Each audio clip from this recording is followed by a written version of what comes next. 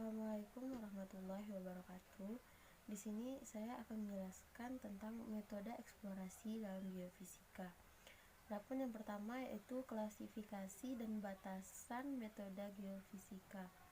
Geofisika itu sendiri yaitu ilmu antara geologi dan fisika. Adapun pengertian geofisika yaitu ilmu yang mempelajari tentang sifat fisis bumi secara keseluruhan, baik mengenai kegempaan, magnetik, dan gaya berat, suhu, gradian suhu, dan lain sebagainya. Selanjutnya yaitu geofisika terapan, suatu aplikasi yang menyelidiki atau memahami kondisi bawah permukaan untuk suatu kepentingan yang berhubungan dengan kebutuhan manusia sendiri dalam bidang ekonomi. Untuk meminimalisasi kegiatan penyebaran dalam hal menentukan jenis lapisan, struktur, ataupun kondisi bawah permukaan batuan. Dan salah satu keuntungan dari penerapan geofisika yaitu karena sifat yang ramah terhadap lingkungan dan tidak menimbulkan gangguan terhadap lingkungan dan dapat mencakup wilayah yang sangat luas.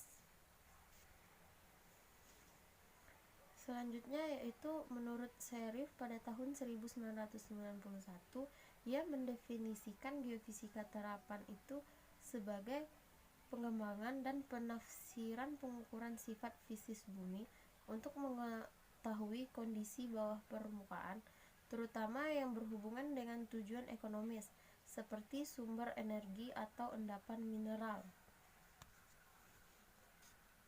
Selanjutnya, menurut Raynaud pada tahun 1997,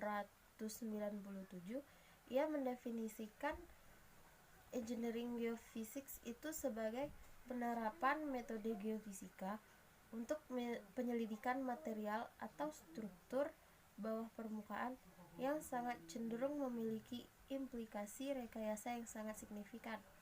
Sedangkan menurut Greenhouse pada tahun 1991, ia mendefinisikan environment geophysics itu sebagai penerapan metode geofisika untuk menyelidiki fenomena fisika, kimia, dan permukaan yang cenderung memiliki implikasi yang sangat signifikan untuk lingkungan setempat. Geofisika eksplorasi itu sendiri digunakan dengan berbagai macam tujuan eksplorasi dan mempunyai asosiasi sendiri, mempunyai pendekatan berbeda satu dengan antara lain, seperti mining geophysics, engineering geophysics, dan masih banyak lagi yang lainnya. Selanjutnya yaitu metode eksplorasi geofisika. Eksplorasi sendiri yaitu merupakan suatu kegiatan ekonomi. Dalam setiap kegiatan ekonomi ini sendiri kita memerlukan perencanaan teknis, baik merupakan hal yang sangat mutlak. Oleh karena itu dibutuhkan suatu cara pendekatan yang sangat efisien dan ekonomis dalam pemilihan metode yang tepat. Selanjutnya, macam-macam dan bentuk metode geofisika eksplorasi itu sendiri tergantung dari besaran fisis yang akan diukur, di mana cara melakukan eksplorasi dan hasil akhir yang diharapkan itu dengan menggunakan metode yang terdiri antara lain seperti metode gaya berat, metode geomagnet, metode seismik refraksi ataupun refleksi, geolistrik tahapan jenis, radioaktif, dan elektromagnetik. Selanjutnya, untuk cakupan dan keterbatasan metode geofisika, kita mempunyai analisis anomali geofisika yang disebut interpretasi, memberikan dua macam pendekatan, di mana yang pertama pendekatan secara langsung dan yang kedua pendekatan secara tidak langsung. Untuk pendekatan secara langsung ini sendiri dibentuk jebakan yang dicari. Contohnya sendiri yaitu suatu anomali magnetik untuk eksplorasi mineral. Dan selanjutnya yang kedua pendekatan tidak langsung, di mana pada pendekatan tidak langsung ini anomali geofisika yang merefleksikan bentuk tubuh instruksi, struktur geologi, stratigrafi, dan lainnya secara tidak langsung dilakukan pendugaan atau interpretasi geologi terhadap data-data yang kita ambil, lalu kita simpulkan mengenai sumber daya alam yang kita cari tersebut. Metode geofisika eksplorasi ini sendiri juga berbeda sensitivitasnya. Ada metode eksplorasi yang baik untuk menduga lapisan horizontal dan ada juga yang tidak. Tetapi banyak metode yang cocok untuk menduga lapisan-lapisan yang kemiringannya tinggi sampai pun tegak. Selanjutnya yaitu beberapa contoh aplikasi metode geofisika yang diterapkan pada eksplorasi mineral. Kejadiannya seperti masif, lentikular, kontak metasomatik, di mana pada kejadian ini penerapan metode geofisikanya ada yang secara langsung maupun tidak langsung. Metode geofisika seperti yang telah dijelaskan dan diterangkan tadi, yaitu adalah satu metode yang mengukur anomali besaran fisik dari masalah-masalah anomali fenomena di bawah permukaan. Hal lain yang perlu diperhatikan bahwa metode eksplorasi geofisika yaitu bersifat ambiguitas, di mana mereka hanya tergantung dari hukum geometrisnya saja dan parameter-parameter geofisika yang digunakan. Selanjutnya, untuk perencanaan eksplorasi geofisika, dapat kita ketahui dalam eksplorasi ini kegiatan yang bersifat ekonomi yang harus mendapatkan hasil semaksimum mungkin. Oleh karena itu, pemilihan metode, peralatan harus lebih efektif dan efisien. Adapun urutan untuk perencanaan eksplorasi geofisika ini sendiri, yang pertama kita melakukan tahap survei. Setelah itu baru spesifikasi desain survei, dilanjutkan dengan spesifikasi geofisikanya, lalu memilih metode apa yang akan digunakan. Selanjutnya baru kita menggunakan akuisisi data. Setelah kita akuisisi data, maka di sana kita baru menyimpan data tersebut. Data tersebut juga dapat kita simpan secara manual ataupun tidak. Untuk perencanaan tata kerja eksplorasi geofisika, eksplorasi geofisika itu mempelajari keadaan sumber daya alam yang dilakukan dengan menggunakan konsep anomali geofisika, di mana perbedaan nilai besaran geofisika yang diakibatkan oleh beda parameter geofisika dari media. Selanjutnya, perencanaan ini memang perlu dibuat karena menyangkut dari bentuk kerangka kerja ataupun kisi pengambilan pengukuran tersebut. Untuk pendanaan yang dilakukan yaitu eksplorasi geofisika, tentunya kita tahu sangat melibatkan banyak orang, dari mulai operator, buruh, staf, dan masih banyak yang lainnya. Selanjutnya yaitu dampak lingkungan akibat dari eksplorasi geofisika ini. Dampak lingkungan yang terjadi pada eksplorasi geofisika yaitu sangat kecil dibandingkan dengan dampak yang terjadi pada tahapan eksploitasi, di mana dampak terhadap lingkungan dari kegiatan ini relatif jauh dari dampak kegiatan manusia lainnya seperti pembangunan bendungan, urban, limbah, sampah akibat bertambahnya populasi manusia dibandingkan eksplorasi geofisika. Untuk metode eksplorasi gaya berat, yaitu metode yang dilakukan untuk menyelidiki keadaan bawah permukaan berdasarkan perbedaan rapat massa. Metode ini adalah metode geofisika yang sangat sensitif terhadap perubahan vertikal, di mana metode ini sangat disukai untuk mempelajari kontak intrusi batuan dasar, struktur geologi, ataupun endapan.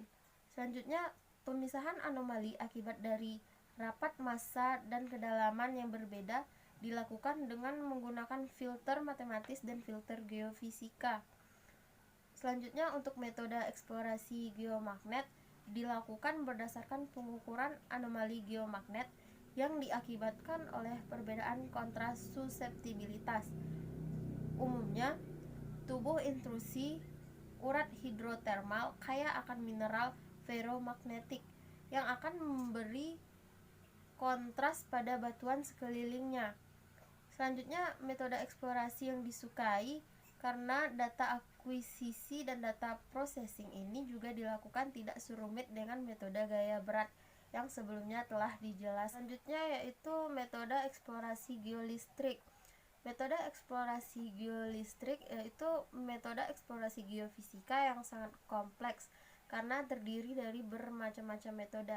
Di antara metode tahapan jenis atau resistivity, metode potensial terimbas, metode Miss-Lamasse, metode potensial, dan lain-lain.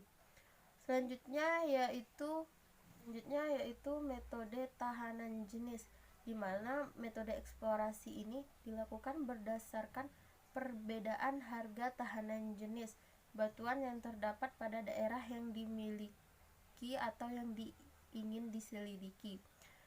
Metode ini mempunyai dua pendekatan, yaitu pendekatan horizontal atau sounding dan pendekatan vertikal profiling. Umumnya metode tahanan jenis ini dilakukan dengan memasukkan arus listrik ke dalam tanah, lalu mengukur potensial yang timbul akibat adanya perbedaan tekanan jenis batuan. Selanjutnya yaitu potensial teimbas. Metode potensial ini merupakan metode geolistrik yang mempelajari daya suatu batuan dalam menyimpan listrik. Ada dua macam metode, yaitu time domain IP dan frekuensi domain IP. Selanjutnya, survei geolistrik metode polarisasi terimbas, di mana polarisasi ini merupakan cara penyelidikan geofisika yang belum lama berkembang. Cara ini terutama diterapkan untuk tujuan-tujuan eksplorasi logam dasar dan kadang-kadang dilakukan untuk menyelidiki air tanah juga. Dalam metode ini, harga tahanan jenis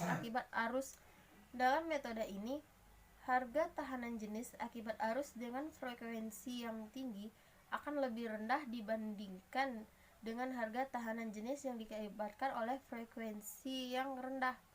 Hal ini disebabkan oleh adanya gejala yang disebut dengan polarisasi pada mineral-mineral seperti sulfida, grafit, dan lempung. Cara pengukuran IP time domain dan frekuensi domain, yaitu yang pertama kita perlu mengukur penurunan tegangan antara dua kutub elektroda sesudah terjadinya pemutusan listrik. Yang kedua yaitu mengamati variasi tahanan jenis semu batuan terhadap frekuensi arus listrik yang dialirkan melewatinya. Pengukuran ini masing-masing dikenal sebagai cara pengukuran IP time domain dan frekuensi domain. Rangkaian elektroda yang digunakan untuk penyelidikan di lapangan sendiri sama halnya seperti dalam penyelidikan tahanan jenis. Pada pengukuran cara time domain atau arus listrik yang dialirkan selama jangka waktu tertentu. Pada pengukuran frekuensi domain biasanya diperlukan atau digunakan dua jenis frekuensi, yaitu yang rendah dan yang tinggi. Untuk spektrum atau harga tahanan jenis semu untuk frekuensi rendah sampai tinggi akan memberikan informasi yang sangat lengkap, akan tetapi hal ini jarang dilakukan oleh banyak orang. Cara pengukurannya yaitu dilakukan pada frekuensi yang cukup rendah untuk menghindari pengaruh gelombang elektromagnetik yang mungkin saja timbul karena adanya bahan-bahan konduktif di dekat permukaan tanah tersebut. Dalam hal beberapa jenis instrumen yang tidak mampu mengukur pada frekuensi yang terlalu rendah. Mungkin hanya itu saja yang dapat saya jelaskan pada materi kali ini. Lebih dan kurang saya mohon maaf. Wabillahi taufiq wal hidayah. Wassalamualaikum warahmatullahi wabarakatuh.